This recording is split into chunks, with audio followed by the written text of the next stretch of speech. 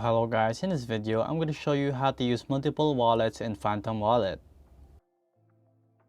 So to do this is pretty simple.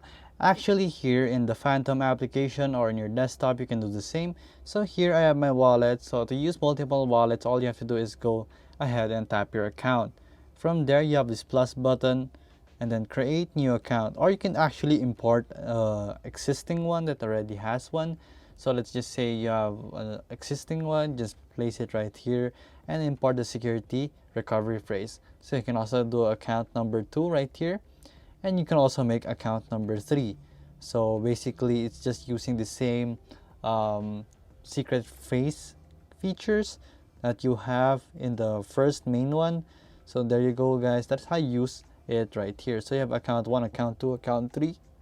So basically here you can do different types of holdings in different accounts if you want to do so.